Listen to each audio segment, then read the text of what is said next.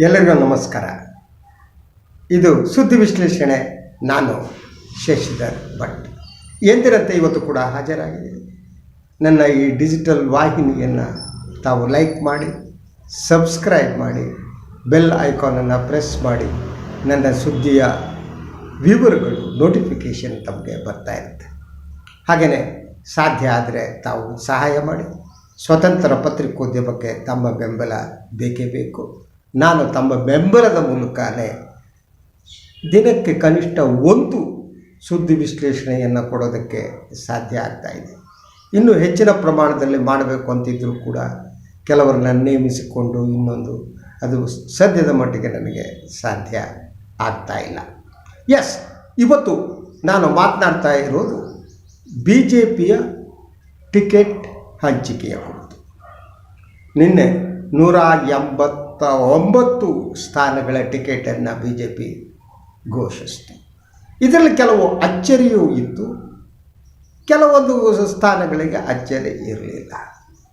ಕಳೆದ ಕೆಲವು ದಿನಗಳಿಂದ ಗುಜರಾತ್ ಮತ್ತು UP ಮಾಡೆಲನ್ನು ಇಲ್ಲಿ ಅನುಸರಿಸಲಾಗುತ್ತೆ ಅನ್ನುವ ಚರ್ಚೆ ನಡೀತಾ ಇತ್ತು. ಹಲವರು ಟಿಕೆಟ್ಗಳನ್ನು ಕಳೆದುಕೊಳ್ಳಬಹುದು ಅಂತ ಹೇಳಲಾಗ್ತಾ ಇತ್ತು. ಆದರೆ ಸಂಪೂರ್ಣವಾಗಿ ಗುಜರಾತ್ UP ಮಾದರಿಯನ್ನು ಇಲ್ಲಿ ಆಗಿಲ್ಲ. ಕೆಲವು ಎಕ್ಸ್ಪಿರಿಮೆಂಟ್ಗಳನ್ನು ಮಾಡಲಾಗಿದೆ. ಎಲ್ಲಿ BJP ಬಲಿಷ್ಠವಾಗಿದೆಯೋ, ಅವರ ಕಾರ್ಯಕರ್ತರ ಪಡೆ ಪ್ರಬಲವಾಗಿದೆಯೋ ಅಲ್ಲಿ ಕೆಲವೊಂದು ಎಕ್ಸ್ಪಿರಿಮೆಂಟ್ ಮಾಡಲಾಗಿದೆ, ಕೆಲವೆಡೆ ಎಕ್ಸ್ಪಿರಿಮೆಂಟ್ ಮಾಡಲಾಗಿಲ್ಲ. ಮೇಜರ್ ಸರ್ಜರಿ ಮಾಡಿದ್ದು ದಕ್ಷಿಣ ಕನ್ನಡ ಜಿಲ್ಲೆಯಲ್ಲಿ. ಉಳಿದಂತೆ ಕೆಲವು ಕಡೆ ಜಗದೀಶ್ ಶೆಟ್ಟರ್ ಅಂತವರಿಗೆ ಟಿಕೆಟ್ ನಿರಾಕರಣೆ ಮಾಡಿದ್ದು.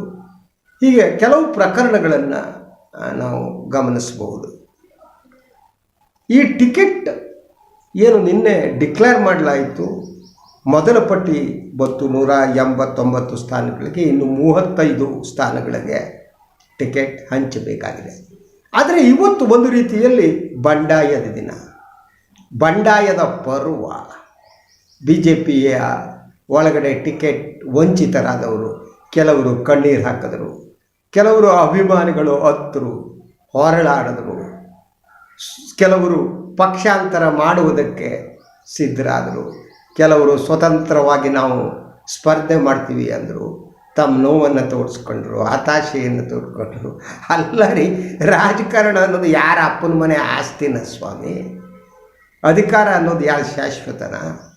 ಅಲ್ವೇ ಅಲ್ಲ. ಆದರೆ ಬಹುತೇಕ ರಾಜಕಾರಣಿಗಳಿಗೆ ತಾವು ವಯಸ್ಸಾಗಿ ಶಿವನ ಪಾದ ಸೇರುವವರೆಗೂ ಶಾಸಕರ ಆಗಿರಬೇಕು ಅಂತ ಆಸೆ. ಕೆಲವರಿಗೆ ರಾಜಕಾರಣ ಅನ್ನೋದೇನಿದೆ ಅದು ಪಿತ್ರಾರ್ಜಿತ ಆಸ್ತಿಯಾದ ಕಾಲ. ಇದು ಮಗನನ್ನು ಕರೆದು ಅವನಿಗೆ ಪಟ್ಟಾಭಿಷೇಕ ಮಾಡಿ ಅವನು ಕೂಡಿರಿಸಿ ಹೋಗಬೇಕು ಅಂತ.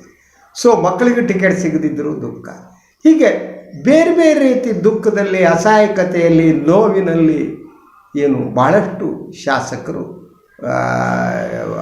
ಅದರಲ್ಲಿ ಸಿಕ್ಕೊಂಡಿದ್ದರು. ಆ ಬಗ್ಗೆ ಮೇನ್ ಸ್ಟ್ರೀಮ್ ಮಾಧ್ಯಮಗಳಲ್ಲಿ ಬರ್ತಾ ಇದೆ. ನಾನು ಈಗ ಅದ್ರ ಬಗ್ಗೆ ಮಾತನಾಡ್ತಾ ಇಲ್ಲ. ನಾನು ಈಗ ಮಾತನಾಡ್ತಾ ಇರುವುದು BJPಯ ಬಲಿಪೀಠದ ಬಗ್ಗೆ.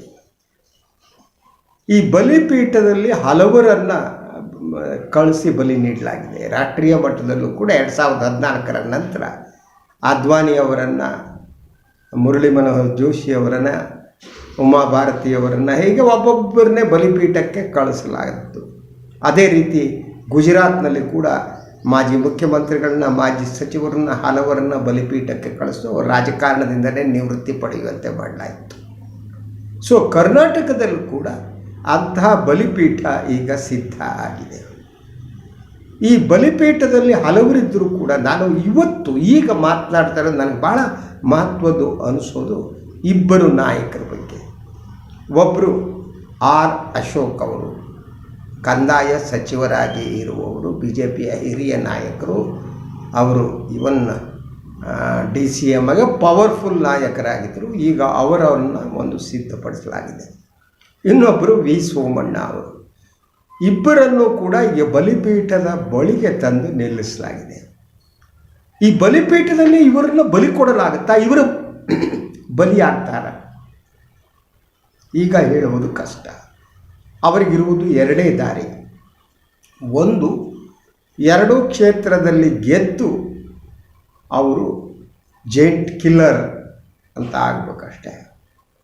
ಅದಾಗಿಲ್ಲ ಅಂತ ಅಂದರೆ ಅವರು ರಾಜಕೀಯ ನೇಪಥ್ಯಕ್ಕೆ ಸೆಲಿಬೇಕಾಗತ್ತೆ, ರಾಜಕೀಯವಾಗಿ ಅವರು ಬಲಿಯಾಗುತ್ತಾರೆ ಅಂತ. ಆ ಸಿಚುವೇಶನನ್ನು ನಿರ್ಮಿಸಲಾಗಿದೆ. ಈಗ ಆರ್ ಅಶೋಕ್ ಅವರ ವಿಚಾರವನ್ನೇ ತಾವು ತೆಗೆದುಕೊಳ್ಳಿ. ಆರ್ ಅಶೋಕ್ ಅವರು ಏನು ಉತ್ತರಹಳ್ಳಿ ಕ್ಷೇತ್ರ ಇರುವ ಕಾಲದಿಂದ ಆ ಪ್ರದೇಶದಲ್ಲಿ ರಾಜಕಾರಣ ಮಾಡ್ತಾ ಬಂದವರು, ಪದ್ಮನಾಭನಗರದಿಂದ ಸತತವಾಗಿ ಗೆಲ್ತಾ ಬಂದವರು. ಅವರು ಒಂದು ರೀತಿಯಲ್ಲಿ ಹೊಂದಾಣಿಕೆ ರಾಜಕಾರಣದಲ್ಲಿ ಭಾಳ ಪಳಗಿದವರು. ಭಾಳಷ್ಟು ಈ ಚುನಾವಣೆಗಳಲ್ಲಿ ಅವರು ಒಳ ಒಪ್ಪಂದಗಳನ್ನು ಮಾಡ್ಕೊತಾರೆ ಉಳಿದ ರಾಜಕೀಯ ಪಕ್ಷದ ಜೊತೆ. ಆ ಒಳ ಒಪ್ಪಂದದಿಂದಾಗಿ ಗೆಲ್ತಾರೆ ಅವರು ಅನ್ನುವುದು ಸಾಮಾನ್ಯವಾದ ನಂಬಿಕೆ ಆಗಿತ್ತು. ಆದರೆ ಈ ಸಾರಿ ಅವರು ಒಳ ಒಪ್ಪಂದವನ್ನು ಮಾಡಿಕೊಳ್ಳದ ಸ್ಥಿತಿಯನ್ನು ತಲುಪಿಟ್ಟಿದ್ದಾರೆ. ಅವರಿಗೆ ಪದ್ಮನಾಭನಗರದ ಟಿಕೆಟ್ ನೀಡಲಾಗಿದೆ ನಿಜ, ಅದರ ಜೊತೆಗೆ ಅವರನ್ನು ಕರೆದುಕೊಂಡು ಹೋಗಿ ಕನಕಪುರದಲ್ಲಿ ಬಿಡಲಾಗಿದೆ. ಕನಕಪುರದಲ್ಲೂ ಅವ್ರು ಫೈಟ್ ಮಾಡಬೇಕು, ತಮ್ಮ ಶಕ್ತಿಯನ್ನು ತೋರಿಸ್ಬೇಕು. ಕನಕಪುರದಲ್ಲಿ ಬಿಟ್ಟಿದ್ದು ಯಾಕೆ ಅವರನ್ನು? ಬಹಳ ಮುಖ್ಯವಾಗಿ BJP ಟಾರ್ಗೆಟ್ ಮಾಡ್ತಾ ಇರುವುದು ಇಬ್ಬರು ನಾಯಕರನ್ನೇ. ಒಬ್ಬರು ಮಾಜಿ ಮುಖ್ಯಮಂತ್ರಿ ಸಿದ್ದರಾಮಯ್ಯನವರು, ಇನ್ನೊಬ್ಬರು KPCC ಅಧ್ಯಕ್ಷರಾಗಿರುವ DK ಶಿವಕುಮಾರ್ ಅವರು. ಈ ಕ್ಷೇತ್ರಗಳಲ್ಲಿ ಅವರಿಗೆ ಪ್ರಬಲರಾದ ಅಭ್ಯರ್ಥಿಗಳೇ ಇರಲಿಲ್ಲ. DK ಶಿವಕುಮಾರ್ ವಿರುದ್ಧ ಅಭ್ಯರ್ಥಿಗಳು ಸಿಗೋದು ಅವರಿಗೆ ಕಷ್ಟ ಆಗಿತ್ತು. ಅದರ ಜೊತೆಗೆ ಇಡೀ ಕ್ಷೇತ್ರದಲ್ಲಿ DK ಶಿವಕುಮಾರ್ ಅವರ ನಿಯಂತ್ರಣ ಹೇಗಿದೆ ಅಂತ ಅಂದರೆ, ಅಲ್ಲಿ ಯಾರನ್ನು ಹಾಕಿದರೂ ಅವರು ಡಮ್ಮಿ ಆಗಿಬಿಡ್ತಾಯಿದ್ರು. ಸೊ ಇಂತಹ ಸಿಚುವೇಷನ್ನಲ್ಲಿ ಈಗ ಅಶೋಕ್ ಅವರನ್ನು ಕರೆದುಕೊಂಡು ಹೋಗಿ ಬಿಡಲಾಗಿದೆ. ಅವರನ್ನು ಯುದ್ಧದ ಅಖಾಡಕ್ಕೆ ದಬ್ಬಲಾಗಿದೆ. ಕುಸ್ತಿ ಮಾಡಲೇಬೇಕು ಕಣ್ರಿ ನೀವು, ಕುಸ್ತಿ ಮಾಡದಿದ್ರೆ ಹುಷಾರಿ ಅಂತ ಅವ್ರು ದಬ್ಬಿಡಲಾಗಿದೆ. ಆದ್ದರಿಂದ ಅವರು DK ಜೊತೆ ಫೈಟ್ ಮಾಡಬೇಕು.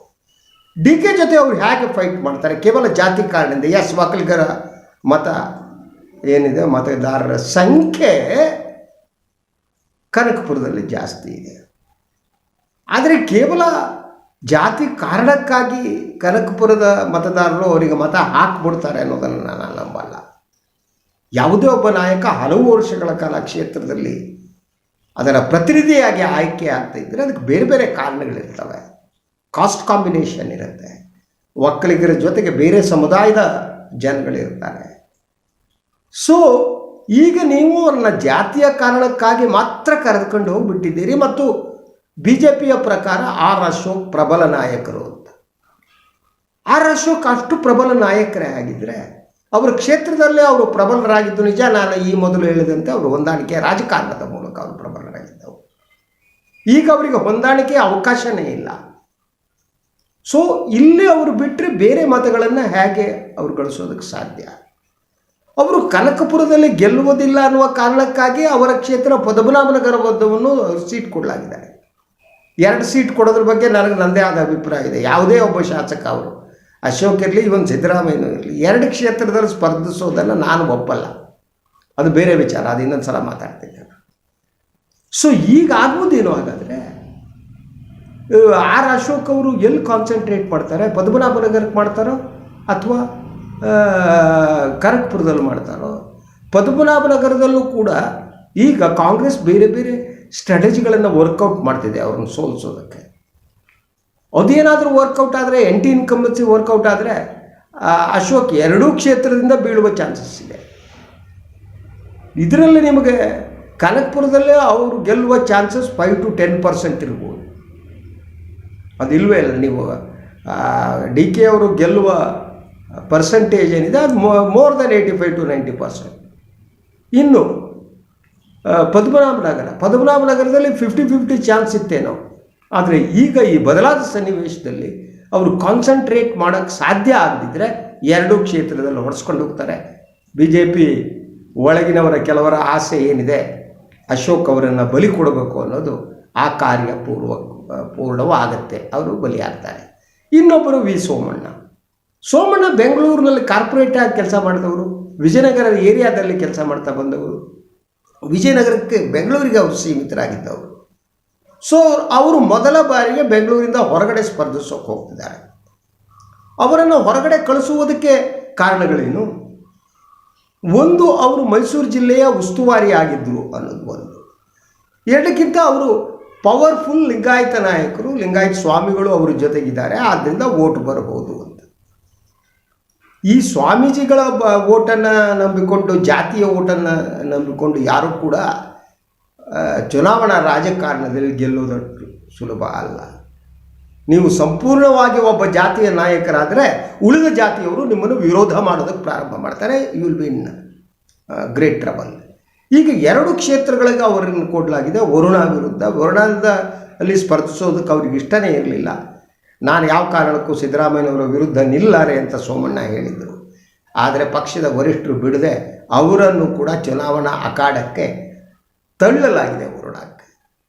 ವರುಣದಲ್ಲೇ ಅತಿ ಹೆಚ್ಚು ಲಿಂಗಾಯತರು ಇದ್ದಾರೆ ಅನ್ನುವುದು ನಿಜ. ಅದೊಂದೇ ಅವ್ರು ಗೆಲ್ಲೋದಕ್ಕೆ ಸಾಧ್ಯನಾ?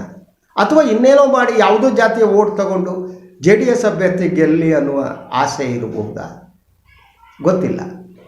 JDSಗೆ ಒಂದು ಚಾನ್ಸ್ ಕೊಡೋದಕ್ಕೆ ಮಾಡ್ತಿರ್ಬೋದಾ? ಯಾಕೆಂದರೆ ವರುಣಾದಲ್ಲೇ ಅವ್ರು ಗೆಲ್ಲೋದು ಸುಲಭ ಅಲ್ಲ. ಅದಕ್ಕೆ ಕಾರಣಗಳನ್ನು ಹೇಳ್ತೀನಿ ನಾನು. ಹಾಗೆಯೇ ಚಾಮರಾಜನಗರದಲ್ಲೂ ಕೂಡ ಅಷ್ಟೇ. ಅವರು ಚಾಮರಾಜನಗರದ ಉಸ್ತುವಾರಿ ಸಚಿವರಾಗಿ ಒಳ್ಳೆಯ ಕೆಲಸವನ್ನು ಮಾಡಿರ್ಬೋದು, ಅದಷ್ಟೇ ಸಾಕಾಗಲ್ಲ. ಈಗಾಗಲೇ ಚಾಮರಾಜನಗರದಲ್ಲಿ ಸೋಮಣ್ಣ ಅವರ ಬಗ್ಗೆ ವಿರೋಧ ವ್ಯಕ್ತವಾಗ್ತಾ ಇದೆ. ರುದ್ರೇಶ್ ಅನ್ನುವರು, ಅವರು ಯಡಿಯೂರಪ್ಪನವರಿಗೆ ಆಪ್ತರಾಗಿದ್ದವರು, ಅವರು ಈಗಾಗಲೇ ಈ ಬಗ್ಗೆ ವಿರೋಧವನ್ನು ವ್ಯಕ್ತಪಡಿಸಿ ನಾನು ಸ್ವತಂತ್ರವಾಗಿ ನಿಲ್ತೀನಿ ಅನ್ನುವವರೆಗೆ ಹೋಗಿದ್ದಾರೆ. ಸೊ ಈ ಸ್ಥಳೀಯ ವಿರೋಧ ಏನಿರುತ್ತೆ ಇದು ಅಪಾಯಕಾರಿಯಾದದ್ದು. ಇವರು ಹೊರಗಡೆಯಿಂದ ಬಂದವರು, ಇವರು ಮನೆಯವರಲ್ಲ, ನೆಂಟರು. ಈ ನೆಂಟರ ರಾಜಕಾರಣ ಬಹಳ ಕಾಲ ನಡೆಯೋದು ಕಷ್ಟ. ಅದರ ಜೊತೆಗೆ ಮೊದಲಿಂದ ಯಡಿಯೂರಪ್ಪನವರ ವಿರೋಧಿಯಾಗಿದ್ದಾರೆ ಅನ್ನೋ ಸೋಮಣ್ಣ ಅಂತ ಅನ್ನಿಸ್ತಾ ಇತ್ತು. ಅವರು ಸುಲಭವಾಗಿ ಗೆಲ್ಲಬಹುದಾಗಿದ್ದಂತಹ ಬೆಂಗಳೂರಿನ ಕ್ಷೇತ್ರವನ್ನು, ಗೋವಿಂದರಾಜನಗರ ಕ್ಷೇತ್ರವನ್ನು ತಪ್ಪಿಸಿ ಅಲ್ಲಿ ತಗೊಂಡೋಗಿ ತಳ್ಳಲಾಗಿದೆ. ಸೊ ಅಲ್ಲಿ ಅವರು 2ರಲ್ಲಿ 1 ಗೆಲ್ತಾರೆ ಅಂತದ್ದು ಎದೆ ತಟ್ಟಿ ಹೇಳುವ ಸ್ಥಿತಿಯಲ್ಲಿಲ್ಲ. ಮನಸ್ಸಿಲ್ಲದ ಮನಸ್ಸಿನಿಂದ ವರುಣಾದಲ್ಲಿ ಕಾಂಟೆಸ್ಟ್ ಮಾಡ್ತಿದ್ದಾರೆ. ಆದ್ದರಿಂದ ಮನಸ್ಸಿಲ್ಲದ ಮನಸ್ಸಿನಿಂದ ಯಾವುದು ಮಾಡಿದರೂ ಮುಳುಗಿ ಹೋಗ್ತದೆ. ಇನ್ನು ಚಾಮರಾಜನಗರ, ಅಲ್ಲಿ ವಿರೋಧ ಇದೆ. ಅಲ್ಲಿ ಲಿಂಗಾಯತರು 2 ಕ್ಷೇತ್ರದಲ್ಲಿ ಲಿಂಗಾಯತರ ಪ್ರಾಬಲ್ಯ ಇದೆ ನಿಜ. ಆದರೆ ಸೋಮಣ್ಣ ಯಡಿಯೂರಪ್ಪನವರ ವಿರೋಧಿಗಳು ಅನ್ನುವ ಮೆಸೇಜ್ ಏನಿದೆ ಅದು ಕಮ್ಯುನಿಟಿಯಲ್ಲಿ ಹೋಗುತ್ತೆ. ಅದರ ಜೊತೆಗೆ ವಿಜಯೇಂದ್ರ ಏನು ಆಟ ಆಡ್ತಾರೋ ಗೊತ್ತಿಲ್ಲ. ವಿಜಯೇಂದ್ರ ಅವರಿಗಾಗಲಿ ಯಡಿಯೂರಪ್ಪನವರಿಗಾಗಲಿ ಸೋಮಣ್ಣವ್ರ ಬಗ್ಗೆ ಅಷ್ಟು ಒಳ್ಳೆಯ ಅಭಿಪ್ರಾಯ ಇಲ್ಲ. ಇವತ್ತು ಸೋಮಣ್ಣ ಹೋಗಿ ಏನೋ ಯಡಿಯೂರಪ್ಪನವ್ರು ನೋಡಿ ಬಂದಿರಬೇಕು. ಆದರೆ ಅವರು ಮನಪೂರ್ತಿಯಾಗಿ ಸೋಮಣ್ಣವ್ರಿಗೆ ಬೆಂಬಲ ಕೊಡ್ತಾರೆ ಅಂತ ಹೇಳೋಕ್ಕಾಗಲ್ಲ. ಹಾಗೆಯೇ ಅವರಿಗಿರುವ ಅತೃಪ್ತಿ ಈಗಾಗಲೇ ಆ ಕಮ್ಯುನಿಟಿಯಲ್ಲಿ ಅವ್ರ ಬೆಂಬಲಿಗರಲ್ಲಿ ಹೋಗಿರುತ್ತೆ. ಆದ್ದರಿಂದ ಅಲ್ಲೂ ಗೂಟ ಹೊಡೆಸ್ಕೊಳ್ಳೋ ಚಾನ್ಸಸ್ ಜಾಸ್ತಿ. ಹೀಗಾಗಿ ನಾನು ಹೇಳಿದ್ದು, ಬಲಿಪೀಠದ ಬಳಿ ಇವರಿಬ್ಬರು ಇದ್ದಾರೆ. ಆರ್ ಅಶೋಕ್ ಮತ್ತು ಸೋಮಣ್ಣ ಇಬ್ಬರೂ ಬಲಿಯಾಗುವ ಚಾನ್ಸಸ್ಸೇ ನನಗೆ ಜಾಸ್ತಿ ಕಾಣ್ತಾ ಇದೆ. BJP ವರಿಷ್ಠರಿಗೆ ಅದೇ ಬೇಕಾಗಿತ್ತಾ? BJPಯ ಒಳ ರಾಜಕಾರಣ ಅವರನ್ನು ಬಲಿ ಹಾಕೋದಕ್ಕೆ ಕಾಯ್ತಾ ಇತ್ತ? ಮೋಸ್ಟ್ ಪ್ರಾಬಲಿ ಈ ಪ್ರಶ್ನೆಗೆ ಉತ್ತರ ಎಸ್, ಎಸ್, ಎಸ್. ಇದಾಗಿತ್ತು ಇವತ್ತರ ಸುದ್ದಿ ವಿಶ್ಲೇಷಣೆ. ನನ್ನ ಈ ಸುದ್ದಿ ವಿಶ್ಲೇಷಣೆಯನ್ನು ನೋಡಿ ಪ್ರತಿಕ್ರಿಯಿಸಿ, ಲೈಕ್ ಮಾಡಿ, ಸಬ್ಸ್ಕ್ರೈಬ್ ಮಾಡಿ, ಸಾಧ್ಯ ಆದರೆ ಸಹಾಯ ಮಾಡಿ. ನನ್ನ ಸ್ವತಂತ್ರ ಪತ್ರಿಕೋದ್ಯಮಕ್ಕೆ ತಮ್ಮ ಪ್ರೀತಿ, ಆಶೀರ್ವಾದ, ಬೆಂಬಲ ಸದಾ ಇರಲಿ. ಎಲ್ಲರಿಗೂ ಶುಭರಾತ್ರಿ.